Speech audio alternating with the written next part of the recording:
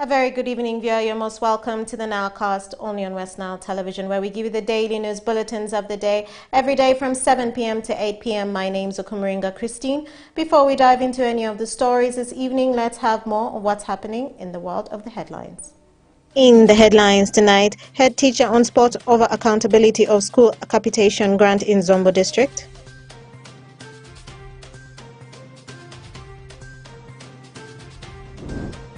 Moya leaders struggling to recover millions under the Youth Livelihood Program.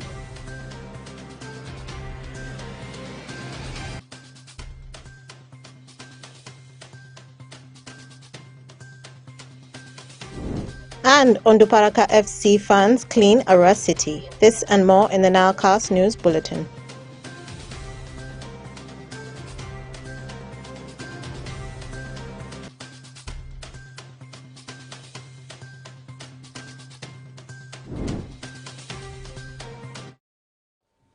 It's the 22nd of February 2024. You're most welcome to the NILE CAST, only on West Nile Television. Now let us dive into some of the stories of the evening. Parents in Machwere Cell, Kana Ward, Paida Town Council, Zombo District have accused the head teacher of Kana Primary School, Victor Kura, for embezzling school capitation grant after it was revealed that no annual general meeting has been held since he was posted to the school 4 years ago. Take a look. During an emergency meeting held today morning at the school, Francis Kwaimongo, the chairperson of all boys and girls of the school, said the head teacher has become a burden to the community since he doesn't want anyone to talk about his behaviors. He blames the leadership of the district for not taking actions to post for them another head teacher. According to Kwaimongo, last week parents stormed the office of D.O. Zombo. They wanted to lock up the head teacher in his office. The DO, at least, he has to give us very many male teachers and a good headmaster who is not even going to retirement. Somebody who is willing to work and has energy and has a lot of potentials. Since I started here, I joined P1 in 1998. We were sitting on the floor. But I still want up to date. This is now almost getting to 30 years. Even my child who is even sitting on the floor. I don't know what the government is thinking.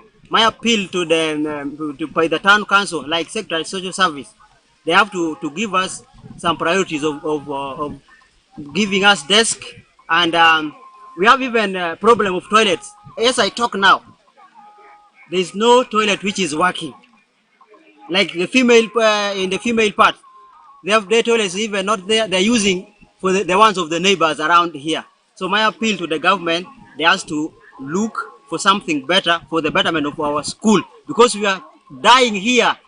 One, because of the corruption of the headmaster is too much corrupt. That's why we have called for this meeting. Otherwise, had it not been because of the intervention of the DO, the school would have been closed since the beginning of this term. So we are appealing to the government to look for better budget for us. We are seeing the progress in other schools within our district. What about us? Why are we ignored out? Meanwhile, George Ukelo, the chairperson, Local Council 1, where the school is located, says after they reported the matter to the district education office, they have paid deaf ears to their cry. Ukelo further revealed that some of his village members are appealing for transparency of using UPE funds. Le muketu meeting enu waluongu meeting ni ai already fario ko pero chel ma corona mondo pi orario meeting ubedu pe school enu lempa government ebedu kamonda sui school ni ai echa itundi already fario ko pero dek meeting upe majuluo eni gire pe ko ma uketu wabedu kanania school moedo ngechego marach kom head teacher moe pirango e chopulu ngoni luongo AGM uketu watimu mobilization giwa shalo juru nyodu ketu team enu mako wabin i meeting enu kumeni wekaro wakabuwa winch ango school peko ango mutie school kubero ango mutie school endundu immobilization mobedo katemi kindu giwa chalo juru nyodu omako wabini school enu meeting mako temire andala mbenu tusibang DO DO bino en kukume ne anda pirango ma meeting obetimrengo ka kumeni dong lambeni juke bet penju wecha ukelu DO ka dong meeting eni ubetimre eni to pa DO manwango dong wan chalo juru nyodu wo ko par mane omako no bin school eni ni joku ni fongu do office eni bedu pe pirango school chopo ngoni wuto mumbe ma meeting upe pirango eni nyudnia school mua ichana primary school ubechi podu donga poda eni lema bit muke meeting na tin. In response, Chana Primary School head teacher Victor Kura apologized for the delay to hold AGM meeting, noting that COVID-19 pandemic disrupted many activities in the country. He refuted the claim of parents that he embezzled the fund, but said he used the fund for the construction of latrines and renovation of classroom blocks at the school. I was transferred to this school in 2020. How we have started the term one, the whole country that is jeopardy of corona. So we started for 1 month, then the schools were closed. The entire 2020. Yes, we did not continue with education. Now, secondly, 2021 we opened halfway. The concentration was on P5, P6, P7 until 2022, early March there, the candidates sat for their appeal in the first year. That was when partial I was in high school. Now 2022, we resumed fully. That was the year now we were supposed to organize AGM, but towards the end of the year, I got accident in October, very serious accident. So they decided to now continue and complete the school that year. So AGM failed. Then last year, due to some financial constraints, parents could not contribute fully. So we had some delays also from the government, leases. So we had a lot of financial hardship. That's why we could not continue to organize again AGM. So the complaint of the parents entirely the delayed AGM. The delayed hardly when we are almost closing the term. So we sat together with the school management committee to propose that would have the AGM during the holidays. So it delayed. Of course, funds were a problem where we work. There was challenge with funds. Until now, this time, we are now organizing it today. We got some grants, some money for some lenders. That's why we are organizing it today. For over decades, Chana Primary School has been struggling with the poor structures as some learners sit on the floor. Coupled with the current nature of the school, many parents prefer taking their children to the nearby schools like Jupumoshum, Avono, Pagisi, among others. Alfred Jawok, West Nile TV, Nile Cast. And more in our stories this evening. Authorities in Moyo district are struggling to recover over 700 million shillings disbursed to over 1,000 youth beneficiaries under the Youth Livelihood Program, where only 120 million shillings was recovered. This was revealed by Mr. Dima Stephen Logi, the Youth Livelihood Program focal person Moyo District Local Government, during a consultative meeting with the youth leaders at Moyo People's Hall. Okumu Dominic has more. The Youth Livelihood Program is a Government of Uganda program targeting the unemployed and poor youth in the country. The program was launched in the financial year 2013-14 with the main objective of empowering the youth to harness their socio-economic potential and increase self-employment opportunities and income levels. Mr. Dima Stephen Logi, the District Youth Livelihood Program focal point person who doubles as the Labour Officer Moyo District while giving report on Youth Livelihood Program during the Youth Consultative Meeting, gave statistics on the program, saying a total of 109 groups were supported under the program, with over 1,000 beneficiaries in the district with a total of over 800 million shillings disbursed. However, the district has only managed to recover 120 million shillings, leaving behind over 700 million shillings yet to be recovered from the beneficiaries. We have 109 groups in total supported. The total beneficiaries are 1,344 members. A total amount that has been given to support youth under Youth Livelihood Program for the whole district is 899,828,800 shillings. So far, the total amount recovered in all the sub-counties is 120,458,792 shillings. The unrecovered amount from the various sub-counties has totaled to 779,370,008 shillings.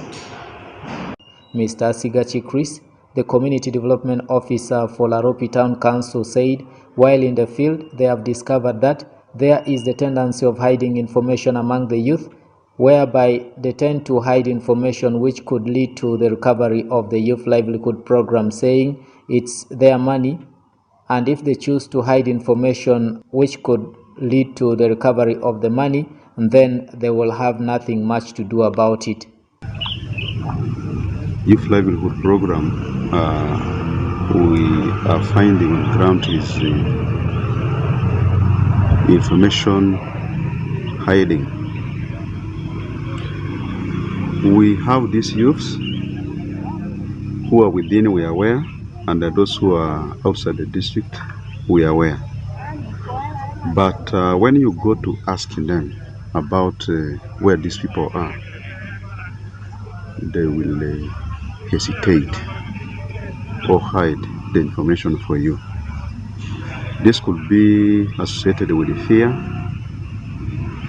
and others are just intentional, simply to bar you from accessing them. Yet this information, when given, can help us go and talk to these people.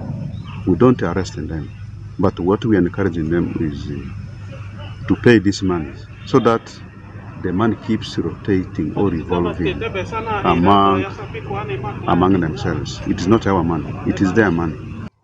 Honorable Isadru Peter, the district youth chairman, Moyo district, urged the youth leaders to organize themselves to recover the funds, saying as a district they will also organize themselves to go down to the community members and engage them so as to recover the money so that it will continue to be in circulation. He adds that as the current generation, the youth need to make sure such government programs continue to run so that the next generation will also benefit from such programs. Let us reorganize ourselves, and as a district we are also going in the community there. We need to talk to the youths so that we have this money remitted and the money continue circulating, revolving, so that those other groups will also benefit. As I talk, in this financial year, we have also received recovery money from the Youth Livelihood Fund. And this money was disbursed out to various groups, and as I talk, they are managing their money very well. But now what is now remaining is the money which was given out in those other previous groups, and those groups who failed to recover their money fully. How can we recover this money is what we need to see. But that one is very easy. We are going to organize ourselves. We are going to first reach in the community there, organize these groups. I know most of the groups, others collapsed. Few groups are there, and some of their leaders ran away, but some leaders are there. So we are going to go in the community there. We are going to call those groups.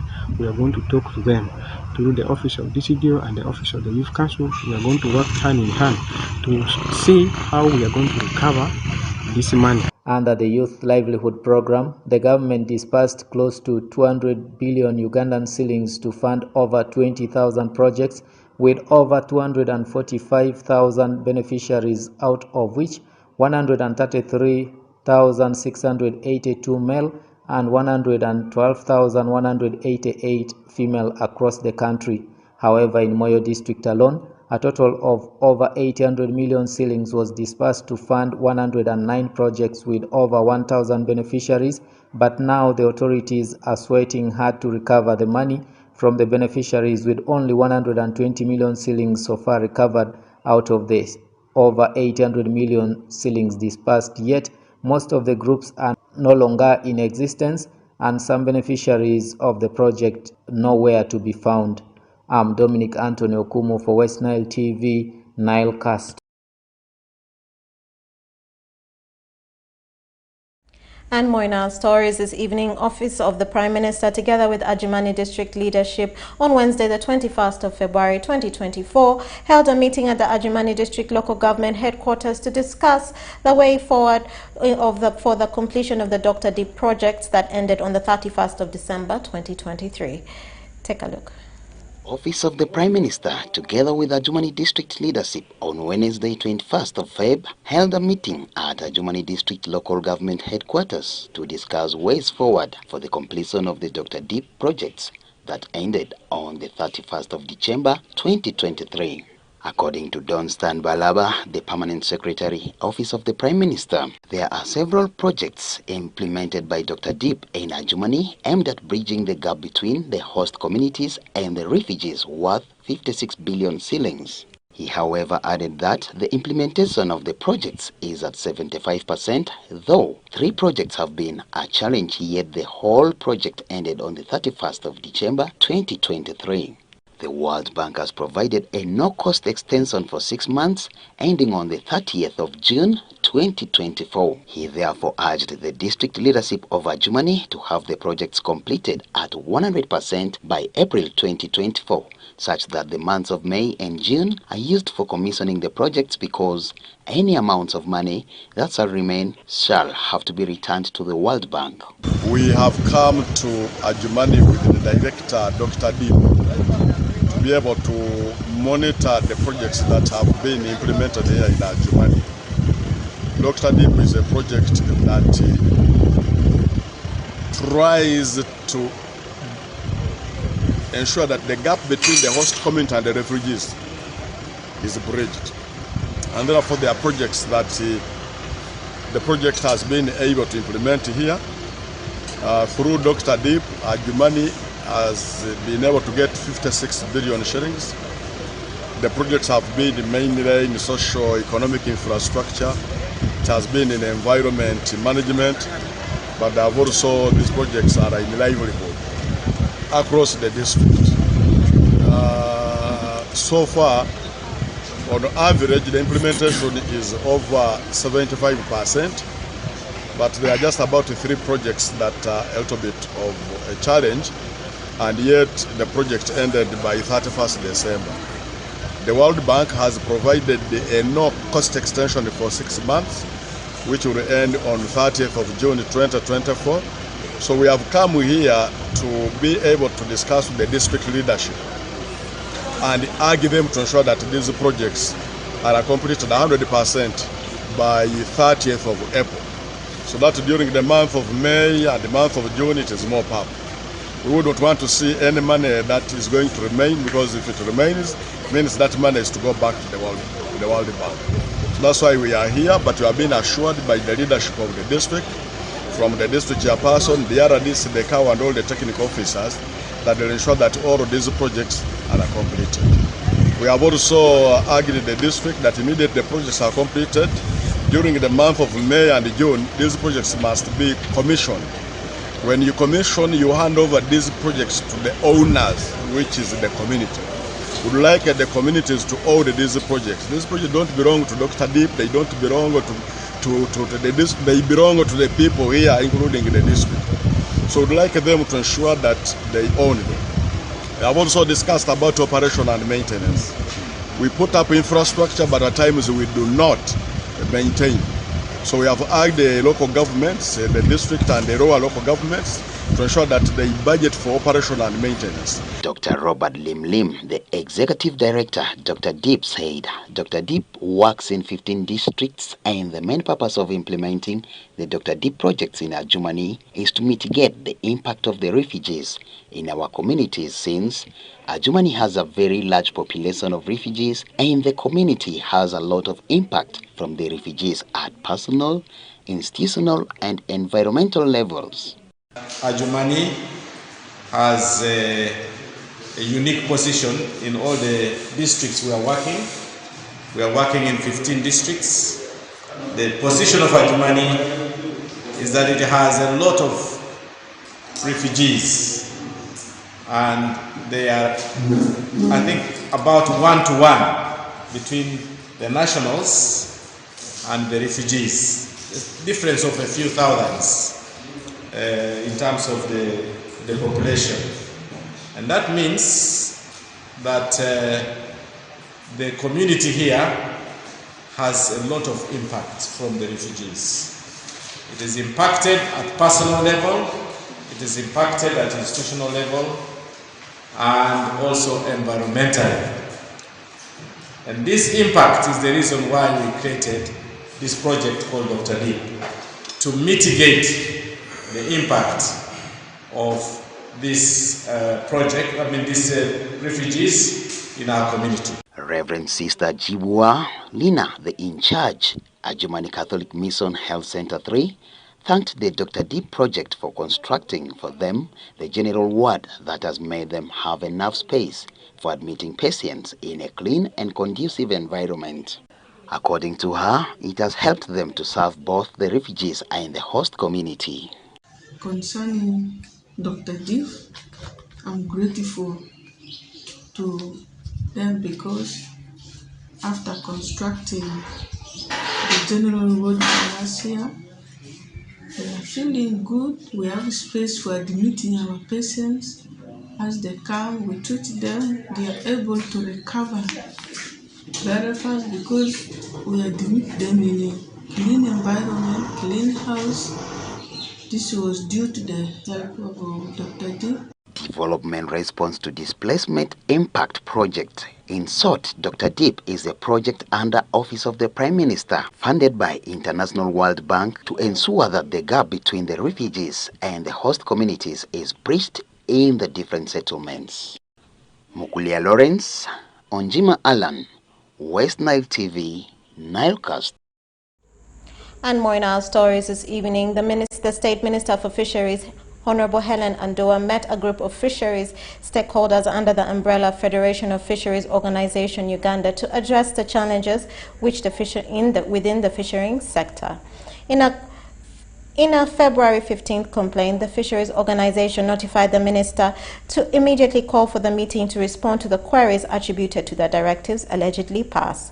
Allegations include immediate ban on all fishing methods of silverfish, commonly known as mukene, with an exception of scoop method, immediate ban on all fishing of mukene in deep waters, and a ban on boats.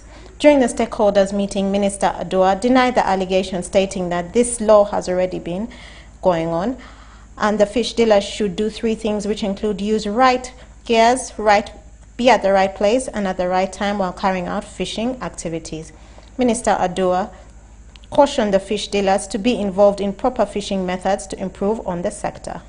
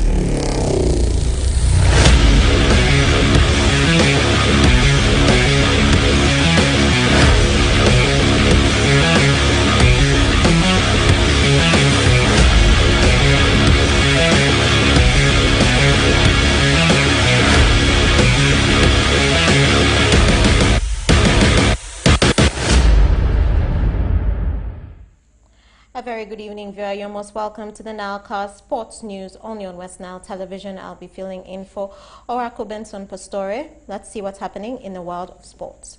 The passionate fans of Onduparaka Football Club that plays in the second tier of the Uganda football are giving back to the public through the cleaning of Arua city streets.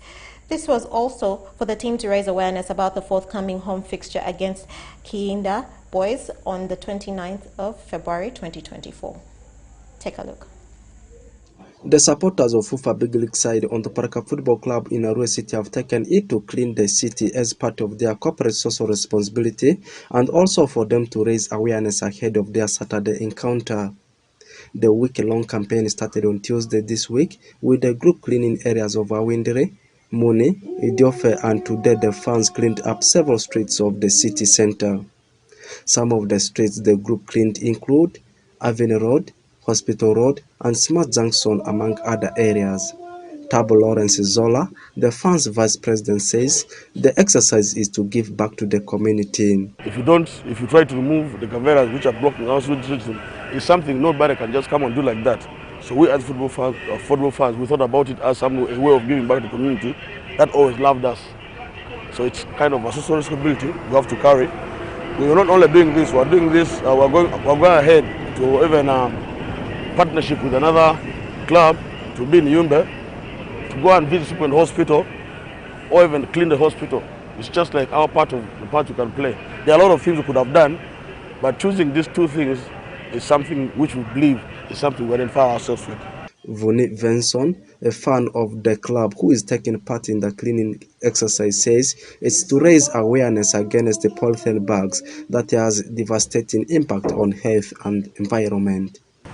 The project doesn't mean that we are doing it for nothing. No, we need to give back to the community by doing what? By cleaning, tell the communities that the caveras we are using here are killing our land, which is actually, if you're a farmer, you don't need to keep cavera in your garden. If you keep cavera in your garden, it means you are killing the facility of the soil. That is what the impact of Onduparaka farms want to implement for the farmers, for the people of Arua City, to keep the city clean away from caveras. I think if we try to burn all these caveras, we pack them, we burn them, our land, our facilities will look very smart. That is what we are really trying to implement for the people of Arua. Meanwhile, Afman Matthew, also known as Little Right, who is also a fan of the club, says cleaning of the city will help address the challenge of outbreak of certain diseases. And with the camera, it may not look very nice. That's why we are working out of cleaning the city. And we have started it from Total. We are heading to Market Lane. After finishing Market Lane, we shall finish it up to Lobida. Onduparaka Football Club will play on 29th of Feb 2024 against Kiinda Boys at Ababet Greenlight Stadium. Oracle Benson Pastore, Faris Majid, West Nile Television, Nile Cast. And that, viewer, marks the end of the NILE CAST only on West Nile Television. Thank you always, viewers, for taking the time to be with us from the beginning of the NILE CAST to the end of the NILE CAST only on West Nile Television. Please stay tuned to the rest of the subsequent programs that may follow. My name is Okumuringa Christine. Have a good evening.